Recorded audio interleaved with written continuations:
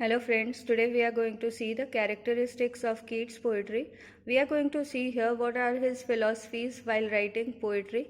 So first point is John Keats does not write on social issues because the genre of his poetry is romantic. As we all know that John Keats was a romantic poet. So he was sticking to the key elements or the features of romantic period, and he was not a writer who used to write on social issues. There are various writers and poets who used to write about social issues because they think that they are here as a poet to correct the mistakes, to correct the vices and follies of society, but he was not like that. Now, next point is as an artist, Keats felt delight in the beauty of nature, the vividness of sensations, the charm of fables, and the joy of poetic ideal. And as a artist, उसको किस चीज़ में delight मिलता था, किस चीज़ में pleasure मिलता था?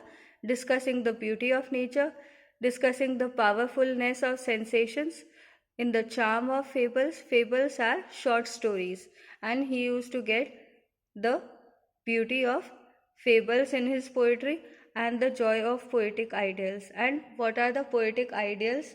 He used to be happy while using those poetic ideals. Now next point is he brought no personal point of view. Now in first point I have told you that he does not write about social issues. He was not like those writers कि वो social issues को discuss करे. तो social issues को जब हम discuss करेंगे तो ऑब्वियसली हमारे पर्सनल पॉइंट ऑफ व्यू भी उसमें आएगा, but he brought no personal point of view in his poetry. But he was moving towards a more और लेस डेफिनेट क्रीड. क्रीड का मतलब होता है फेथ या बिलीफ, किसी भी चीज़ में ट्रस्ट करना, किसी भी चीज़ में बिलीव करना, तो वो ज़रूर उसकी पोएम्स में होता था. But this belief was the logical outcome. वो हमेशा एक लॉजिकल आउटकम होता था, जो भी उसका फेथ या बिलीफ होता था, of his dominating love of beauty. And उसमें डोमिनेटिंग फीचर क्या होता था?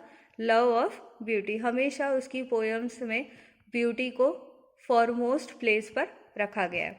ही wrote a poet is the most unpoetical thing in existence. अब वो लिखता है कि पोएट जो है वो मोस्ट अनपोएटिकल थिंग है जो कि इस यूनिवर्स में एग्जिस्टेंस में है, because he has no identity. और उसके अकॉर्डिंग पोएट की कोई आइडेंटिटी नहीं होती. He is continuously in for and filling some other body and mind. और पोएट का काम क्या होता है? Continuously to fill the body and mind of people. तो पोएट का अगर देखें तो ऐसे कोई अलग से कोई एग्जिस्टेंस नहीं है, और ये बिल्कुल एक क्या है? सबसे ज़्यादा मोस्ट अनपोएटिकल थिंग है जो कि वर्ल्ड में और यूनिवर्स में एग्जिस्टेंस में है. Now next point is that is the attitude of the artist and because it was always Keats attitude. अब इसी तरीके का कीट्स का भी एटीट्यूड है, जैसा कि उसने लिखा है कि पोएट जो है वो एक अनपोएटिकल थिंग है जो एग्जिस्टेंस में है. तो इसी तरीके का एटीट्यूड किसका था? कीट्स का भी था. He was temperamentally the perfect poet. और इस तरीके से हम कह सकते हैं कि टेम्परामेंटली जो एक किसी भी पोएट का टेम्परामेंट होता है, उस तरीके से कीट्स क्या है? एक परफेक्ट पोएट है. नाउ नेक्स्ट पॉइंट है Keats understood very well what poetry is. और कीट्स बहुत अच्छे से समझ सकता है कि क्या कि पोएट्री क्या होती है. He knew that if poetry comes not as naturally as the leaves to a tree it had better not come at all. और कीट्स की अंडरस्टैंडिंग क्या कहती है कि अगर किसी पोएट के लिए पोएट्री नेचुरली नहीं आती है, उसको लिखने के लिए प्रॉब्लम होती है, और नेचुरली इन द सेंस कि जैसे ट्री पर जब लीव्स आती है, that is the part of nature, तो it is so natural. It had better not come at all. तो फिर कीट्स कह रहा है अगर नेचुरली किसी को पोएट्री लिखनी नहीं आती है तो बेटर है कि वो ना आए या कोई पोएट ना बने. नाउ लास्ट पॉइंट है every poem of John Keats deals with problems of his own. और कीट्स की जो पोएट्रीज़ हैं वो हमेशा हर पोएम में एक तरह की प्रॉब्लम को डील करती है जो कि उसकी खुद की है. It is neither for the sake of criticism nor to uprise the people of any society. और उसकी पोएम्स कभी भी इस चीज़ के लिए नहीं लिखी गई है कि वो क्रिटिसिज्म के लिए लिखी हैं, कि किसी पर्सन को, किसी चीज़ को क्रिटिसाइज करने के लिए लिखी हो, nor to uprise the people of any society, और ना ही सोसाइटी के अपलिफ्टमेंट के लिए लिखी गई है। He gives neither any message nor does advice to his readers.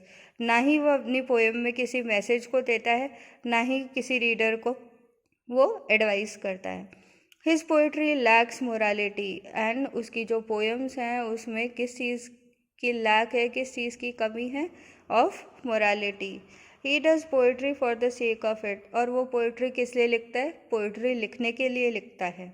Hence he is considered as the purest poet in the history of English literature, और इसीलिए उसको इंग्लिश लिटरेचर की हिस्ट्री में एक प्योरेस्ट पोएट के लिए, पोएट की तरह उसको कंसीडर किया जाता है। Okay friends, that's it for this topic. And अगर आपको ये टॉपिक पसंद आया है तो इसे अपने फ्रेंड्स के साथ शेयर करो, लाइक कमेंट को प्रेस करो, और कमेंट बॉक्स में बताओ कि आपको ये टॉपिक कैसा लगा, आपको और कौन से टॉपिक्स में प्रॉब्लम है, उन सब के बारे में आप शेयर करिए मुझसे।